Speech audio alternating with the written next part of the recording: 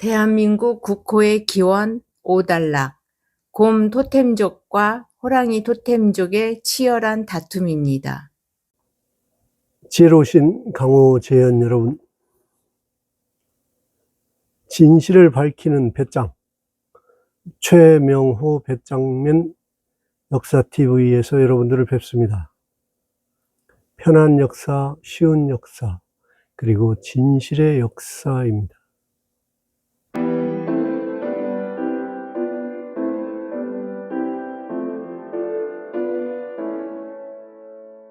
대한민국 국호 기원 시리즈의 5번째 단락입니다.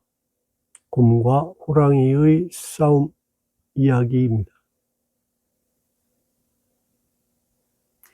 양양, 강릉, 태백, 단양에 도읍을 한 신국의 상황을 볼까요? 일행을 이끌고 복례산, 금강산 지역을 이곳저곳 샅샅이 뒤집니다. 산을 귀신처럼 타는 묘인들, 특히 토가족을 중심으로 한 산악인들은 목숨을 걸고 찾았습니다만 서불이 말한 커다란 상어나 교룡이 방해하는 것은 전혀 찾아볼 수 없었습니다.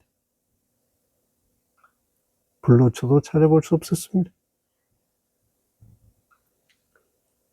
상어가 살 것 같이 보이는 천하절경 연못을 아무리 뒤져봐도 아름다운 풍경뿐입니다. 도대체 나타나는 것은 아무것도 없습니다. 이러기를 온 4년, 5년이 벌써 지났습니다. 한조금은 생각합니다. 이대로 돌아갈 수는 없다. 진시 황제의 부하들이 그대로 두겠는가. 당장 목이 달아날 일이다. 최대한 끌어야 한다. 군인들의 불만을 잠재워야 한다. 각 부족들의 원성을 잠잠하게 해야 한다.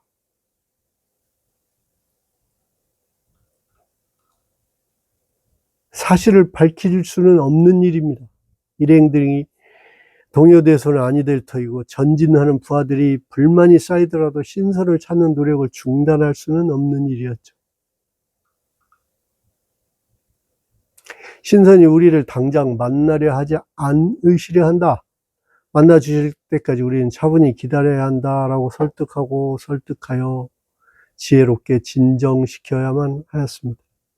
일면 산에 올라 신선을 찾고 일면 정착을 준비하였습니다. 지금의 양양, 강릉 해안에 통천, 평야 등을 중심으로 벼농사를 시작하고 산간지대를 중심으로 밭농사를 일구었습니다. 연근에는 난류와 한류가 교차하는 곳이죠. 어족, 어획이 풍부하였습니다. 풍요로운 땅에 정착하고 개척하였습니다. 묘인들의 특기가 바로 화전입니다. 우리 역사책에 보이는 따비라는 농기구, 산간에서 아주 유용하게 쓰는 밭갈이 농기구이죠. 신라 지증왕 때에서야 우경이 시작되었다고 가르치지만 그건 잘못된 견해입니다. 이전에 소를 이용하여 평야를 경작할 필요가 없어서 하지 않았을 뿐이죠. 우리 이미 초나라의 고도의 농업 기술을 가지고 오신 분들이었습니다. 이를 삼국유사의 감동편에서는 이련 스님은 신선의 술법이라고 표현하셨습니다. 탈없고 병없는 나날, 넉넉한 재물, 풍년, 풍어, 한종어른이 베풀어 주신 선정의 삶 자체가 평온합니다. 마음은 집에 돌아가고 싶지만 이미 포기하였습니다. 생존의 어려움을 이겨내고 살아남는 데 성공하였습니다. 당시 이 땅에 오신 강릉, 양양의 초나라 사람들의 가장 큰 명절은 바로 1년 중에 양기가 가장 왕성하다는 음력 5월 5일의 단오절입니다. 신주 빚기로 시작하죠. 신을 모시는 굿을 한 다음에 산에 올라가 단풍나무 신목을 베고 신목을 잡은 팔이 떨리면 강신, 신이 내린 것으로 봅니다. 초나라 사람들의 신성한 의식이죠. 지금도 그러합니다. 그때의 풍속이 2240년이 지난 지금도 강릉 단오제의 처음을 장식하면서 계속됩니다. 그 연유를 아셔야 됩니다. 단오제는 언제부터 시작됐는지 아무도 알려주지 않습니다.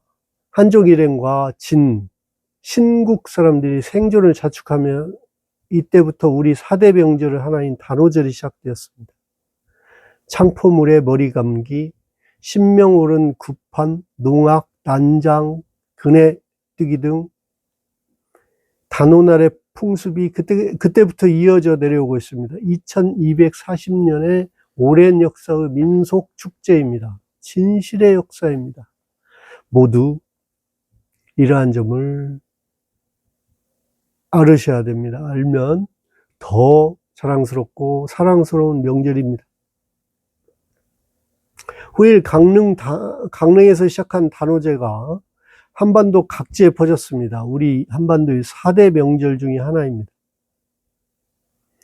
단오제의 유래, 내용, 누구를 모시는지, 백호신앙 등등 유래에 관해서 밝히자면 시리즈를 달리해야 되는 방대한 내용입니다. 우리 선조님들의 생존의 역사입니다. 대구 경산 지역의 자인 단오제를 한번 놀러 가본 적이 있습니다. 그곳에서 한장군은 이 지역 단오굿의 중심 행사인 여원무에 등장하는 주인공 이름인데요. 도대체 한장군이 누구인지 전혀 설명이 안 됩니다. 아무도 모릅니다. 이 여원무의 주인공 한장군은 바로 한종 서학진인입니다. 한종 어른을 기리는 단오절 행사에서 시작됐는데 우리가 잠시 잊었습니다. 그 연유를 알고 더욱 소중하게 존경스럽게 모셔야 될 일입니다. 한종 진인은, 한종 어른은 기존에 자리 잡은 사람들과 타협하고 공존했죠. 지금의 양양, 강릉 지역에 살던 토착민의 나라가 이해나라가 있었습니다. 남옥저라고도 합니다. 그 위에는 옥저가 있죠. 옥저를 한번 관심 있게 살펴봅시다. 옥저는 한반도 서남부 목포 지역에서 발원한 와족이 만든 나라라고 합니다. 와디라고도 했죠. 무시무시한 역사의 비밀입니다. 원인을 멀리 합니다만 이 와족은 일본 열도의 와족, 화족입니다. 와복, 와규. 지금 화를 쓰는 일본 사람들의 표현이죠. 와라라는 이름이 뜻이 한자로 차용되면서 옥저가 되었습니다. 아주 이름이 이쁘죠? 기름질 옥, 땅저, 비옥한 땅이라는 의미인데 와족의 와를 음차해서 후세 사람들이 한자를 붙인 것이죠. 끝없이 넓은 기름진 들판 이름 그대로입니다. 이곳 출신의 와지라는 장수가 유명한데 여진족 출신의 용맹한 장수라고 합니다. 지금의 강릉은 고대 애국의 고도이고요. 한종 어른 일행들은 기존의 토착민들과 융합을 이루면서 서서히 정착해 나갔습니다. 우리가 배운 옥저, 동해가 바로 이 나라들입니다.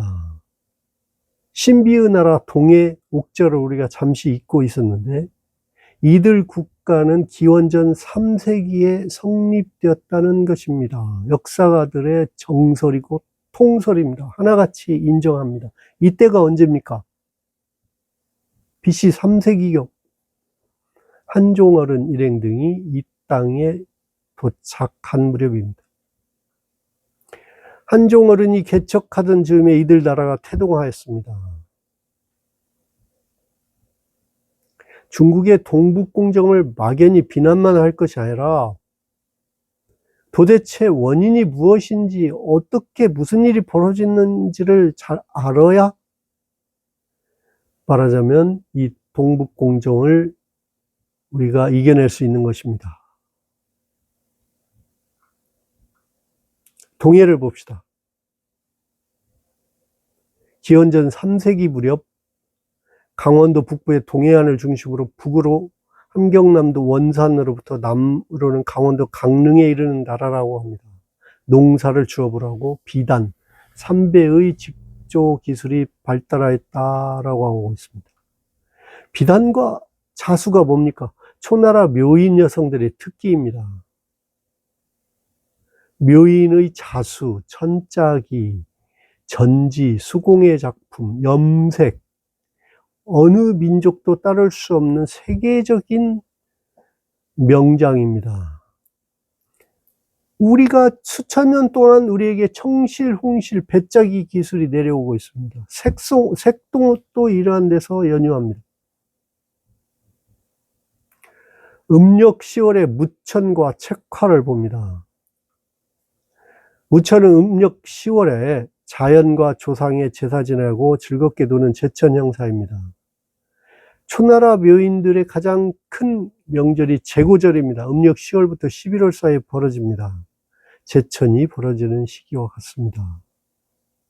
소도 잡아먹고 생황도 불고 춤도 추고 술도 마시면서 칼날을 박은 소떼를 오르는 용맹을 뽐내기도 합니다. 우리 신내림 무당들이 맨발로 도끼날에 또는 칼에 막 오릅니다.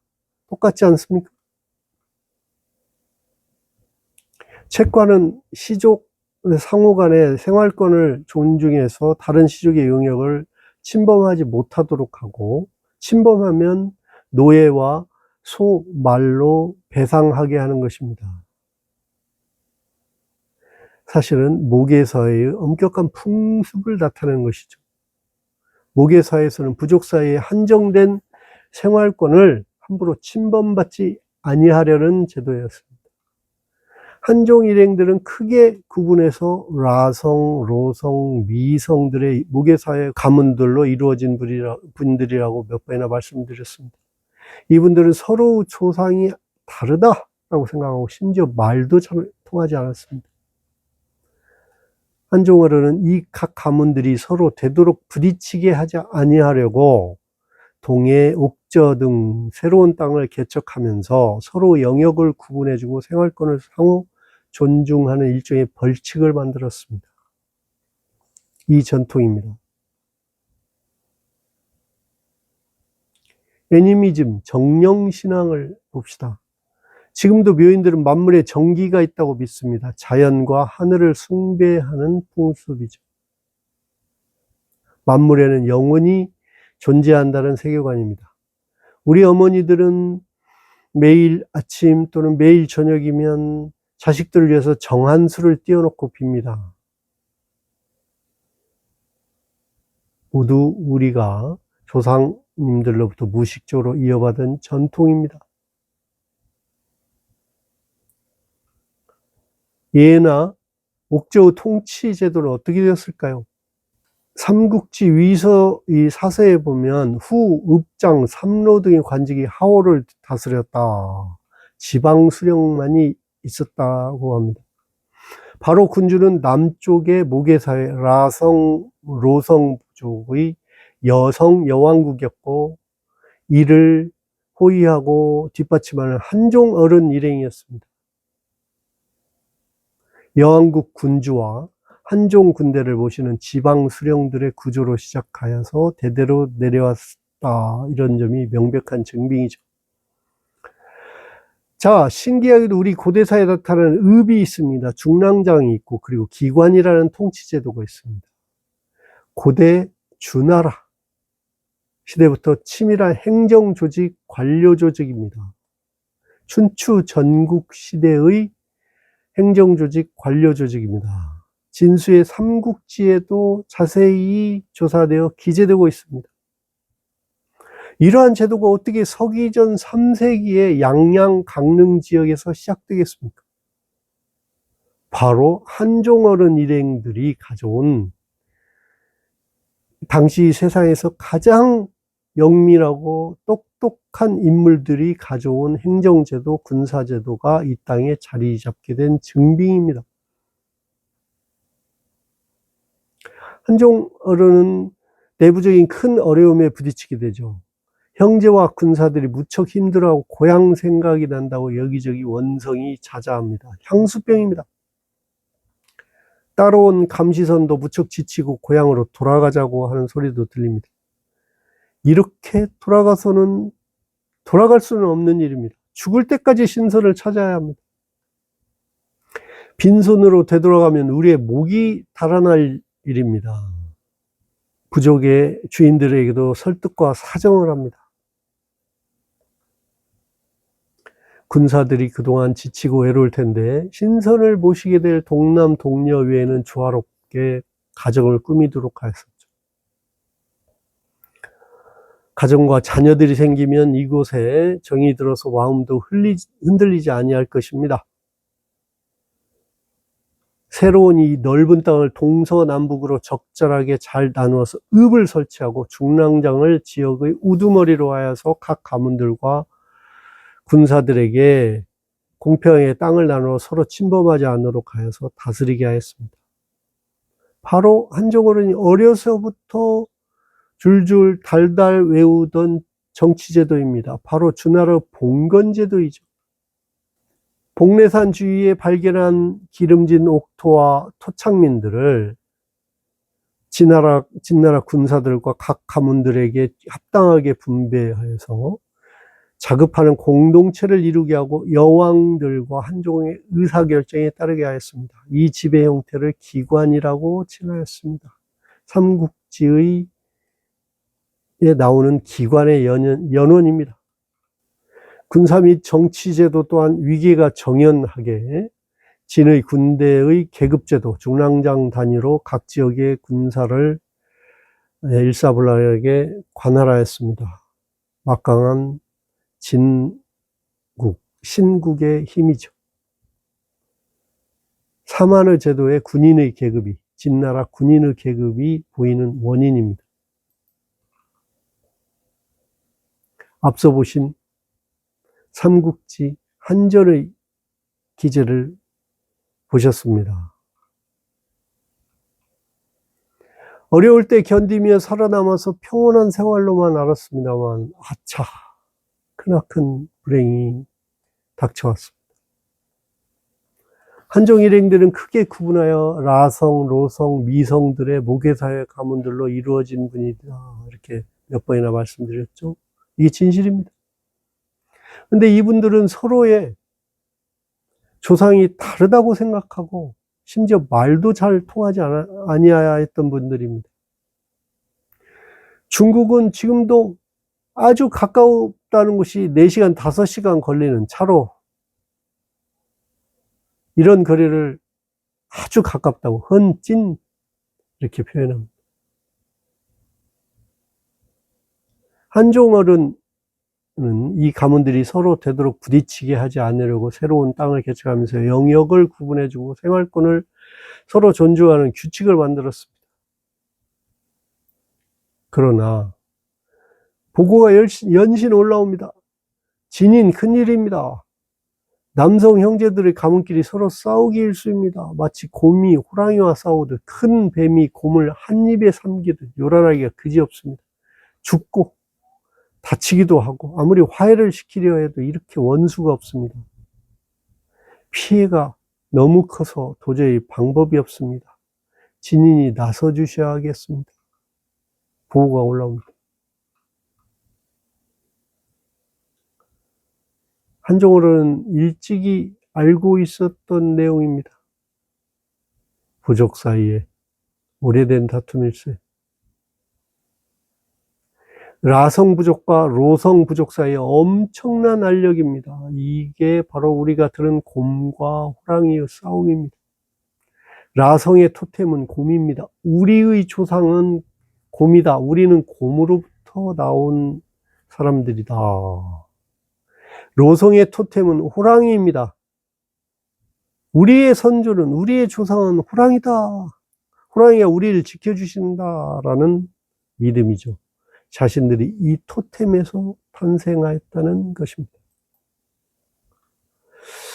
호남성 동종호에서 출발한 우리 선조님 일행들은 원래 수천 년부터 부족 사이에 오랜 다툼이 있어 왔고 때로는 불구대천의 원수로 지내왔습니다.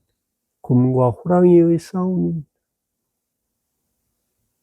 중국 대륙은 워낙 넓은 곳이고 같은 일족, 같은 민족이라 해도 산 하나만 넘어도 말이 완전히 다르고 풍속이 크게 다릅니다. 당시 일행들은 실질적으로는 아주 지혜로운 분들이었습니다만 북쪽 사람들에 의해서는 남쪽의 야만인이라고 불리울 정도로 외형적으로 미개한 사람들이었습니다. 그렇게 보이는 사람들이었습니다. 오로지 부족의 여성 문장, 여왕들만의 말만 따르는 사람들이었습니다. 신성과 불로초를 찾기 위해 또한 생존을 위해서는 서로 협조하고 알력을 참아왔습니다만 시간이 4, 5년이 지나고 향수병이 생기면서 이제는 더 이상 참을 수가 없습니다. 엄청난 싸움이 벌어지고 사람이 죽어 나가기도 하였습니다. 완전 혈투입니다. 그 내막에는 산종어른이 수운을 연달아던 동굴에서 한편으로 나가면 라성마을이 나오고 한편으로 나가면 로성마을이 나오는 구조를 직접 목격한 저로서는 또한 고대 무게사회에서 남성에게 찾아오는 손님으로 밤에 아주 관대한 분위기였다는 점을 감안하면 이 곰과 호랑이의 혈투의 또 다른 원인을 짐작할 수 있었습니다. 이 땅에 라성부족의 문장과 로성부족의 문장이 각자 여성이시죠. 기묘한 알력이 생겼습니다. 다정도 병인양하여 한종 장군을 가운데 두고 라성부족의 여성 문장과 로성부족의 여성 문장 사이에 미묘한 기류가 흐릅니다. 아무리 천하의 도덕분자이고 요조숙녀라고 하여도 남녀 사이에 미묘한 기운, 한 남성을 두고 자생하는 이러한 알력은 바로 인간의 조건이고 인류의 존재 그 자체입니다. 아무도 말릴 수 없습니다. 저는 젊은 한종 어른이 사시던 곳을 다녀온 거의 유일한 사람으로서 확신을 가지고 이렇게 봅니다. 저는 제 마음속에 라영이라는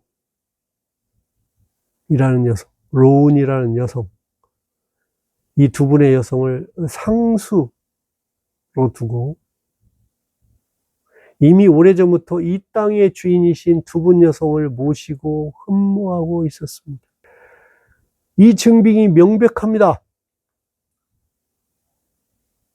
서학진인 한종 장군이 라성의 주인 라영 여성이 있는 강릉을 떠나 로성 부족 중 일부가 살고 있는, 특히 로성의 주인 로운 여성이 살고 있는 머나먼 남쪽 형산, 선도산, 지금의 경주 지역에 가서 생을 마친 사실이 이를 뒷받침합니다. 저는 추리하고 한종 어른과 로운 여성의 묘역이라고 보여지는 큰 아름다운 봉분 앞에서 큰 절을 올리면서 한종 어른의 낭만과 아름다운 사랑에 감동하고 울었습니다. 사진을 보시죠. 아름다운 봉분입니다. 결국 이 신국에서의 혈투 끝에 곰의 토템을 가진 라성이 승리하였습니다. 이 과정에는 제가 보기에는 로성이 무척 더 용맹하고 사나웠습니다만 이 과정에서 창의 역사, 여홍성 대업이 라영의 여왕에게 따랐던 원인이 큰 원인이라고 봅니다. 그래서 그 이후에 여홍성은 한종 어른을 따라가지 아니하고 강릉에서 머물면서 라성 가문에 충성하였습니다. 패배한 로성 가족은 함께 건국한 진국, 신국을 떠나서 한반도 방방곡곡으로 뿔뿔이 헤어집니다. 이 이야기도, 이 개척의 역사도 시리즈를 달리하여서 몇 편을 얘기해도 모자랍니다. 마한 54국의 이름이 이제 나옵니다. 줄줄이 나옵니다. 참 어려운 글자들이죠. 어려운 것들은 그냥 지나치면 됩니다.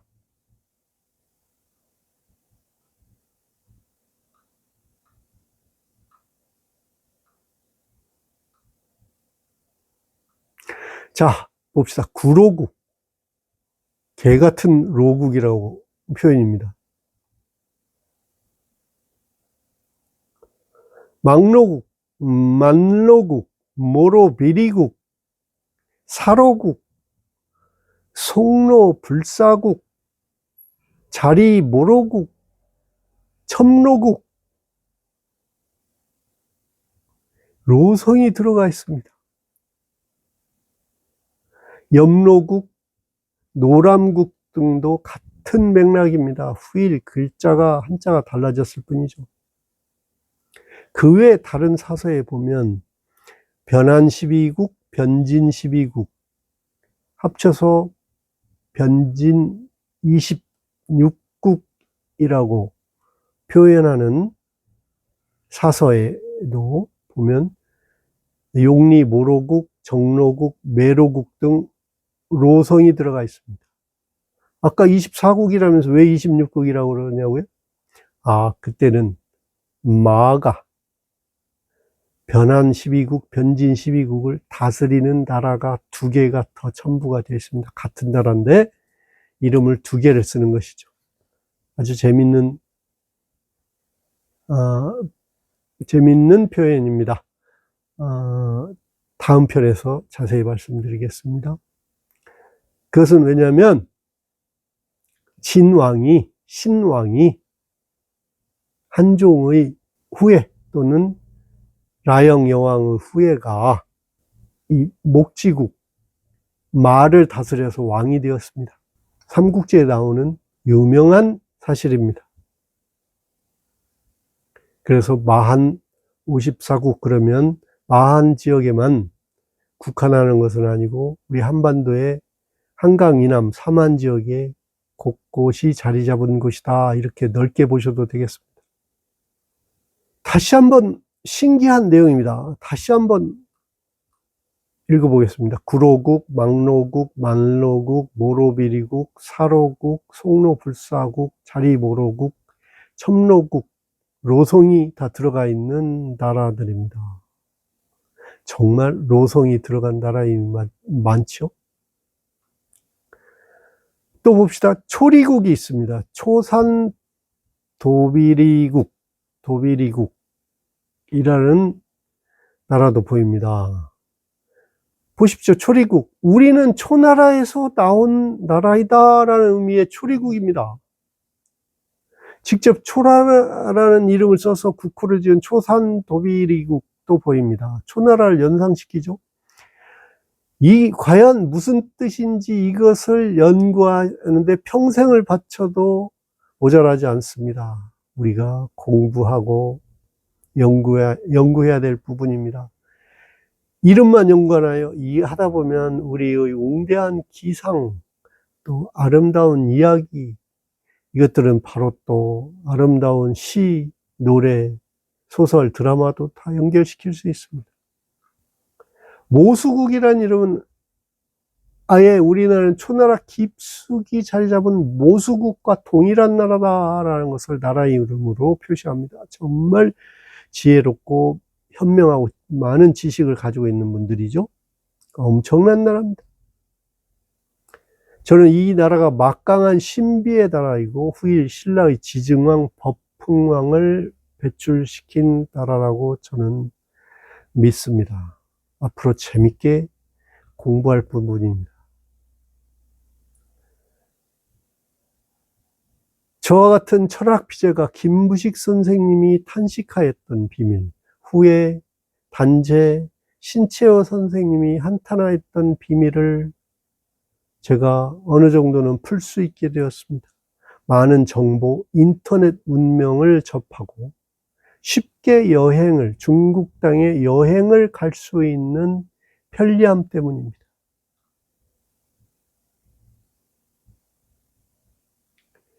곰의 토템을 가진 라성이 부족 간의 싸움에서 승리하고 진라의 주도권을 주는 바람에 호랑이 토템을 가진 로성이 한반도 방방곡곡으로 흩어지게 됩니다. 1280년경의 일입니다. 당시는 몽골의 침략으로 나라와 민족이 피폐하기 그지없을 때입니다. 민족의 웅헌한 기상을 살리기 위하여 당대의 천재 이련 스님이 자신이 태어나고 공부한 강원도 지역에 내려오는 조상님들의 남방계 농경민족의 설화, 난생설화와 북방계 유목민족의 천손신화 등을 배운 대로 들은 대로 그대로 적어서 우리의 자랑스러운 단군실화, 웅녀설화를 삼국유사에 기재하십니다. 이게 바로 곰과 호랑이의 경쟁으로 글로 옮겨져서 우리에게 내려오게 된 것입니다. 어떻게 사람이 곰에서 나옵니까? 그 민족들의 토템이죠. 로성의 토템에 관하여는 로성의 많은 부족 중에서 호랑이, 특히 흰 호랑이를 자신들의 조상이라고 믿는 부족이 있습니다. 그래서 강릉의 백호신앙이 그렇게 오랫동안 내려져 왔죠. 지금도 강릉의 글이나 그림들을 보면 백호가 도사님 옆에 앉아 있습니다. 한편으로는 큰 뱀, 코끼리를 한 입에 삼켜버리는 큰 뱀을 자기들의 조상이라고 믿는 부족도, 큰 뱀이 토템이다라고 믿는 로성 부족도 있습니다. 그러기에 사로에서 태어난 혁고세의 릉이 오릉이라고 합니다만 한편으로는 사릉이라고 합니다. 사릉이 뭡니까? 뱀릉입니다. 그 위대하신 그 존경스러운 분의 이름을 뱀릉이라니? 아닙니다. 당시 그분들은 자신들의 토템을, 자신들의 조상을 큰 코끼리를 한 입에 삼키는 큰 뱀, 공룡, 막 이렇게 어마어마한 존재로 생각하셨던 것이죠.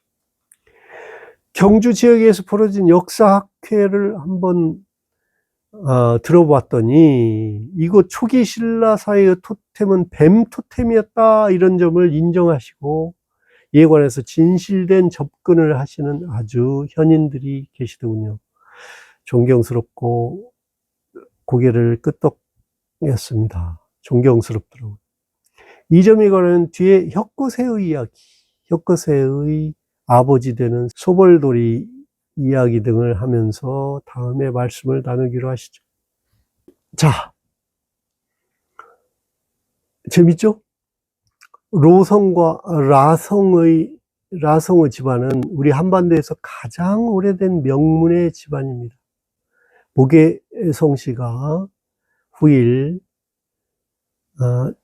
나라가 확장하면서, 말하자면 영토가 확장되면서 이제 상속의 문제가 대두됩니다.